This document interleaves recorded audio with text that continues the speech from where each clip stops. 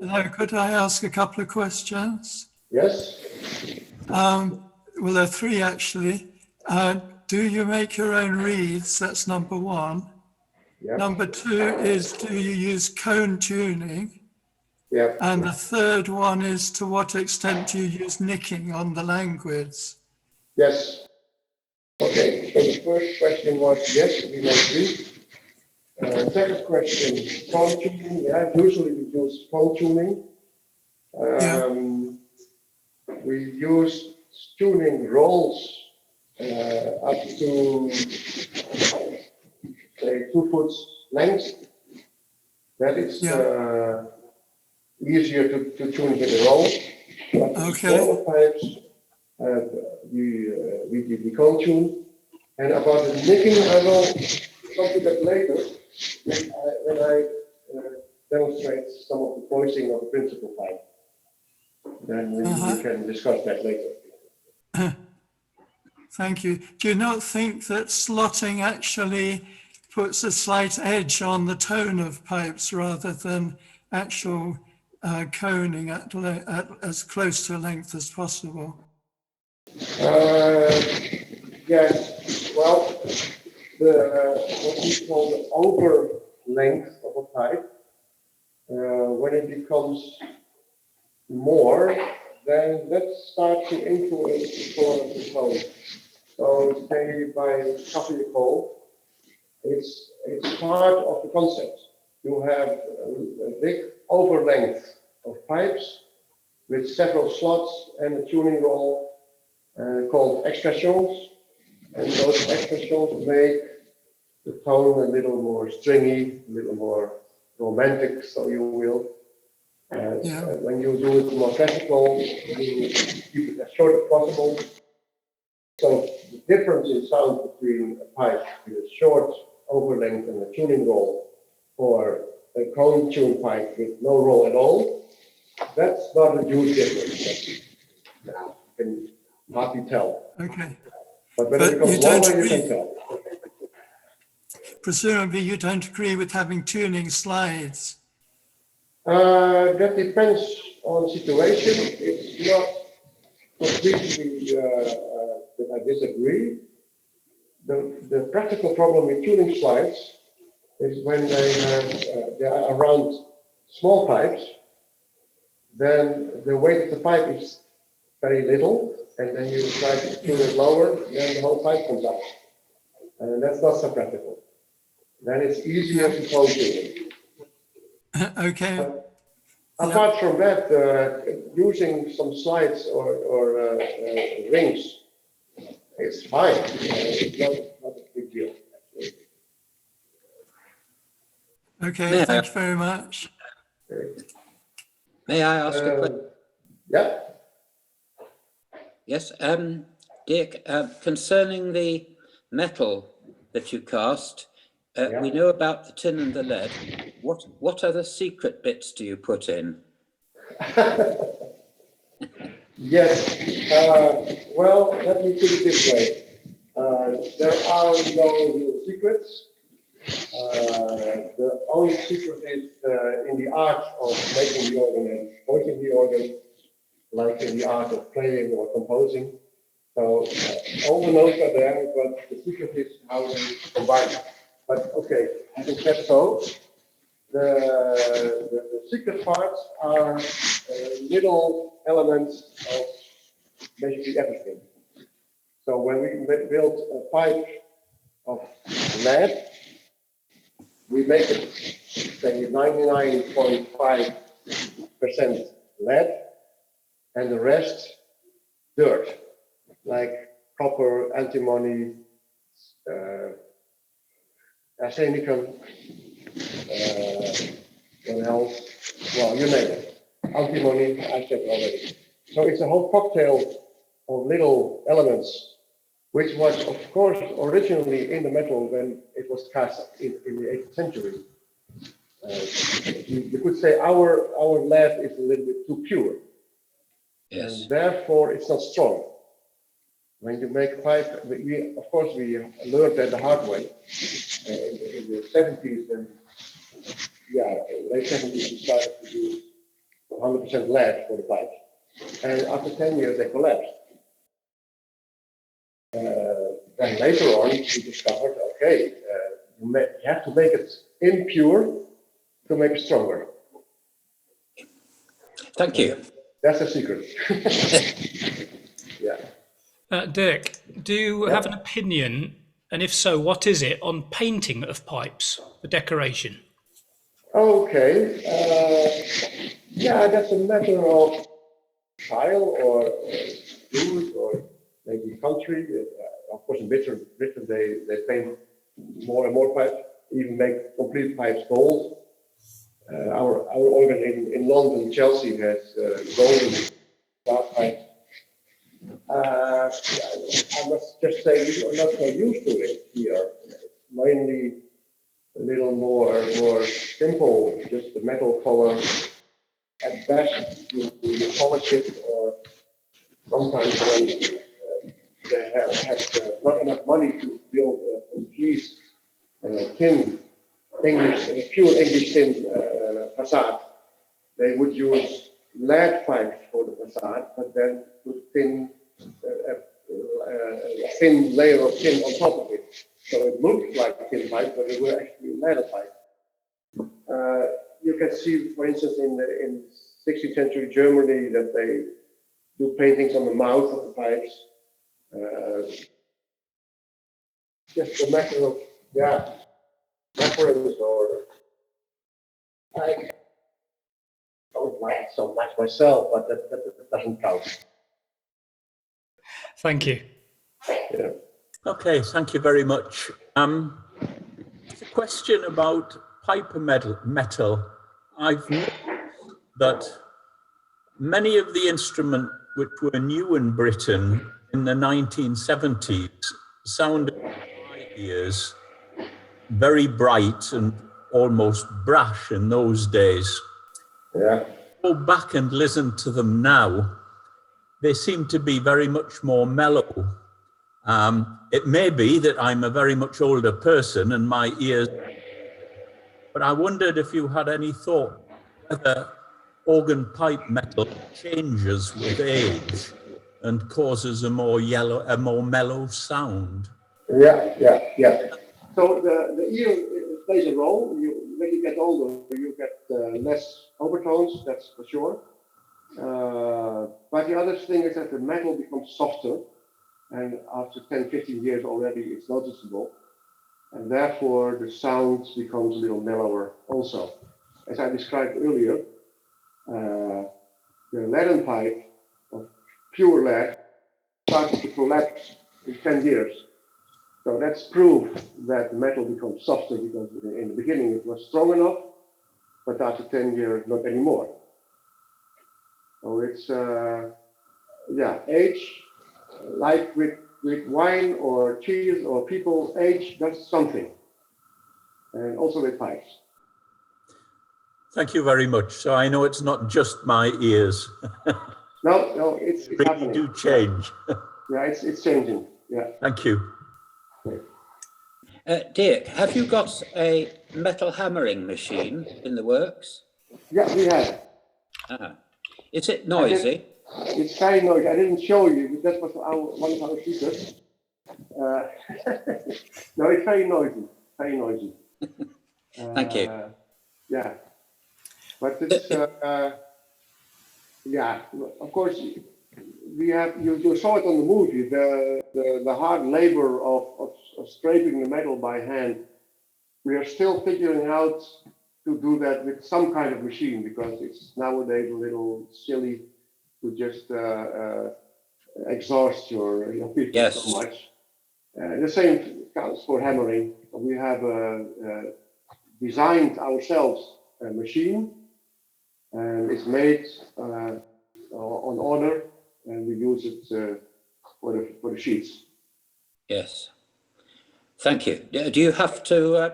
Do you find yourself being asked to sell hammered metal to other firms, or do you just use it all for yourselves? I wouldn't know actually, but I think the vast majority, the 99%, is for ourselves. Yes. Very well possible that we shall now and then deliver a sheet for somebody else, but I wouldn't really know actually.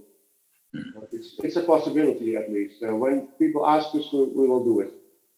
Yeah, thank you.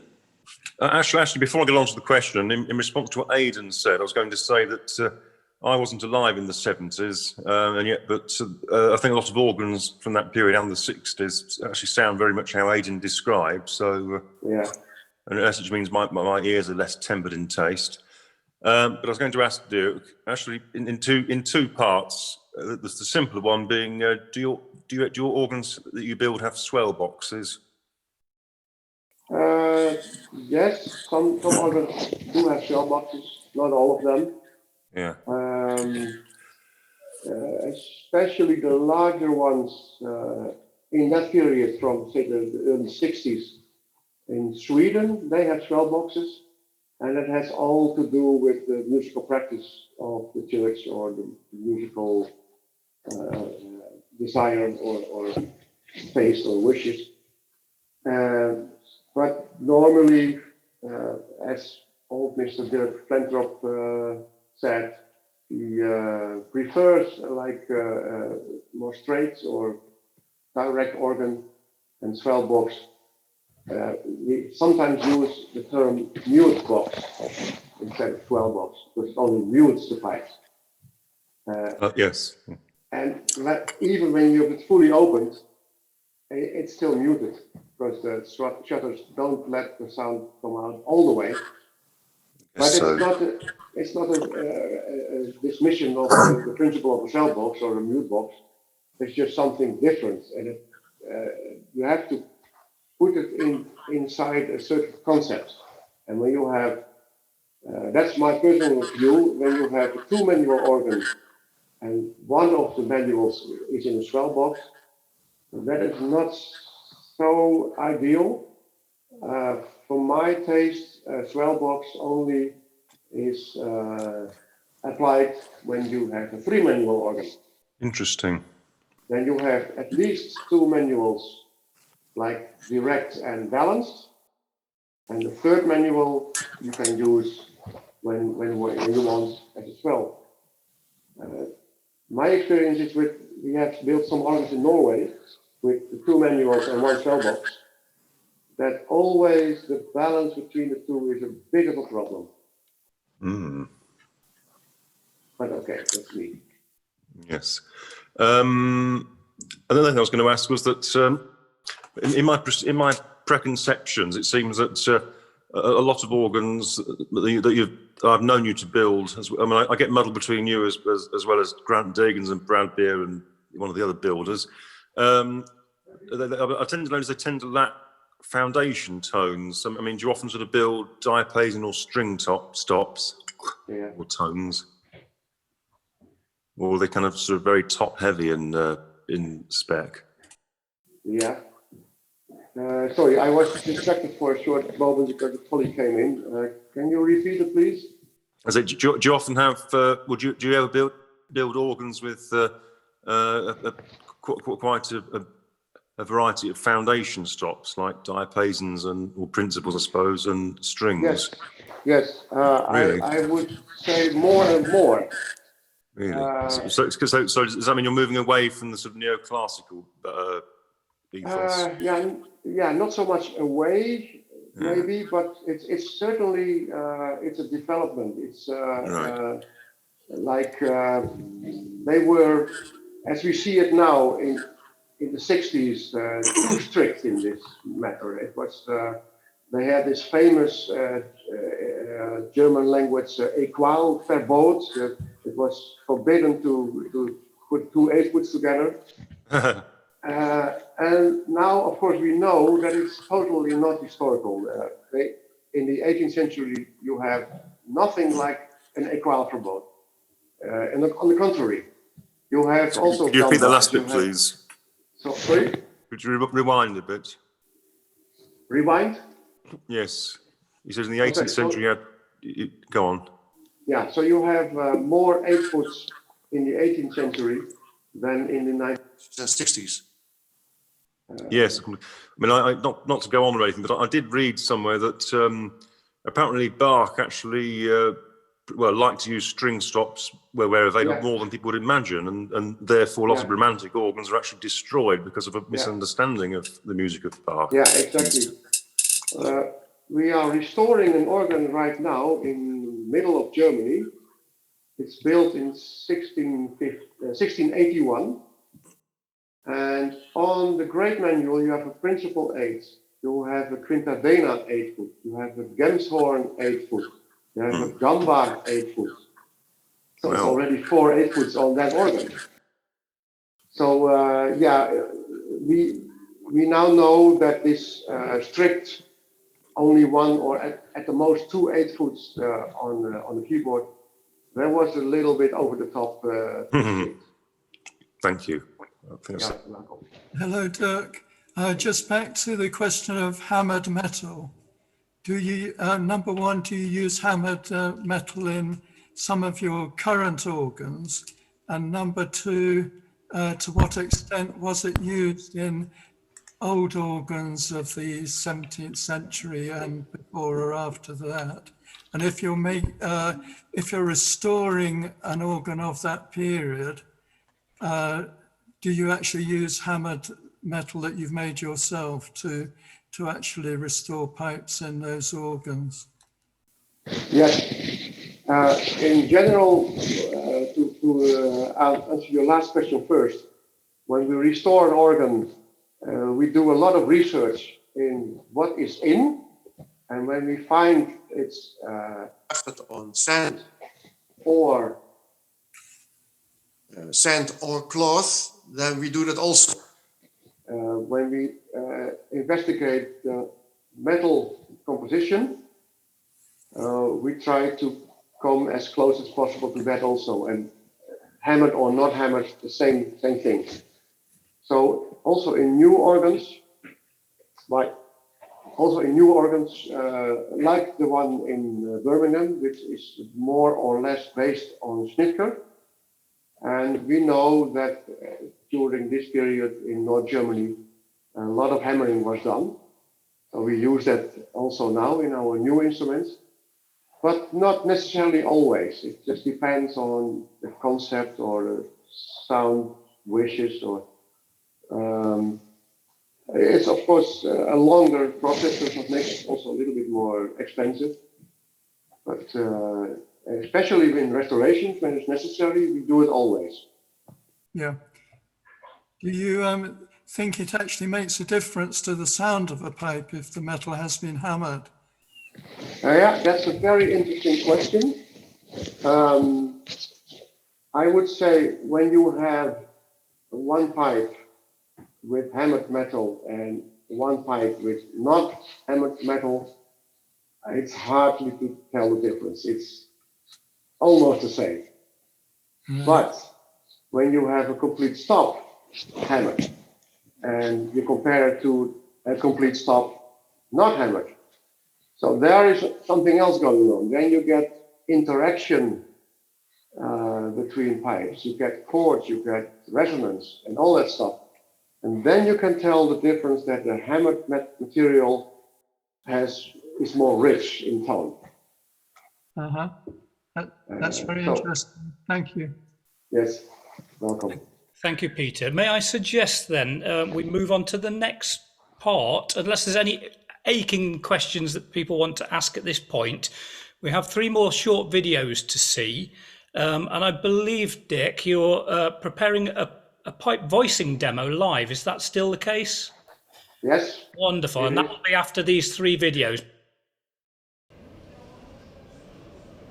Het bereiken van het ambachtelijke orgelbouw. Nou ja, dat is eigenlijk... Ik heb hier een stukje plaat. En ja, dat moet naar dikte toe. En dan zorgen dat die scherp is. Maar om een indicatie te geven wat ambachtelijk orgelbouwen is. En dat is een zwakerwei. Dus zou je zo'n hele plaat moeten doen. Het is een pijp heeft verschillende diktes.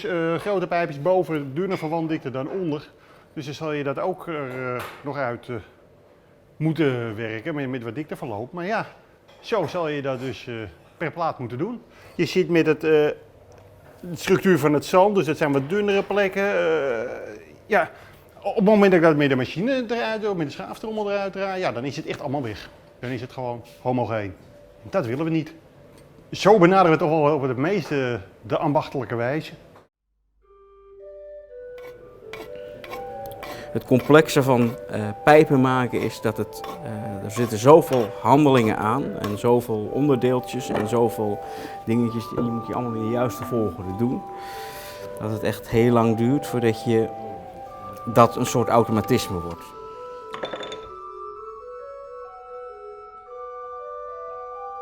Wat wij hier hebben is het corpus van de pijp.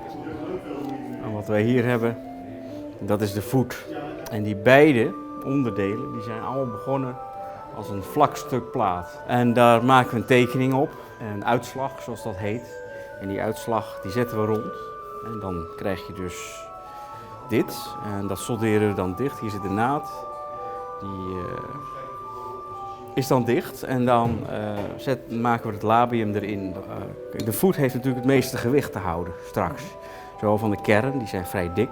Dat is vrij zwaar. Maar ook zo'n corpus, en naarmate die pijpen groter worden, dan heeft zo'n voet best wel wat te dragen. Dus we maken zo'n voet qua plaatdikte ietsje dikker dan het corpus. En als die dan in elkaar zitten, dan gaat de kern erop. Dat is dus ook al gebeurd bij deze. En wat ik nu laat zien is dat deze twee bij elkaar komen. Dan halen we ook een klein randje weg. En onder een hoek, zodat je in wezen een soort opening creëert waar die solderen in kan. Zodat die schuine kant van de kern er ook mooi in gaat vallen straks. Belangrijke parameters is natuurlijk dat dit punt en dit punt mooi parallel loopt met dit punt. En ja, je kunt hieraf eigenlijk wel zien, nou ja, het past eigenlijk heel goed.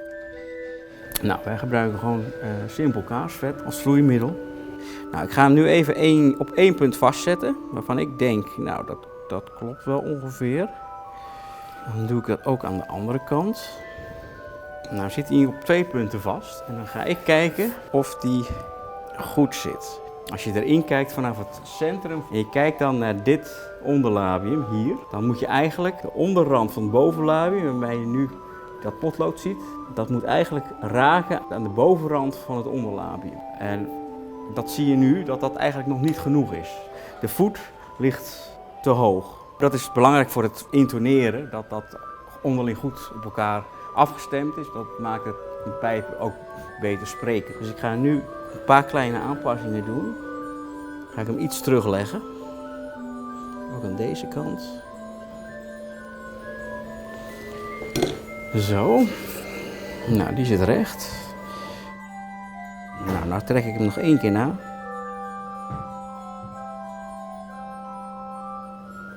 Nou, dan is hij in wezen klaar.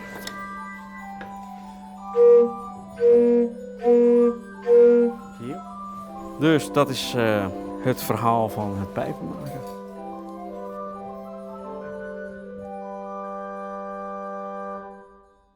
Nou, ik dacht misschien wat hier plaatsvindt, hè, waarom die pijpjes die zo boven staan. We hebben hier een pedaalregister, 16 voet, gedekt. En je ziet, het staat eigenlijk vol en het kan er niet meer bij. Dus de kleinste pijpjes, die worden dan op een andere plek neergezet. Dat gaat middels deze vervoerstok. Er zitten eigenlijk allemaal kanaaltjes in. En daardoor krijgen deze pijpjes een plek en lucht. Dus dit lijkt een plank, maar dat is het niet. Hier zitten allemaal kleine kanaaltjes in om die wind van beneden naar boven te brengen.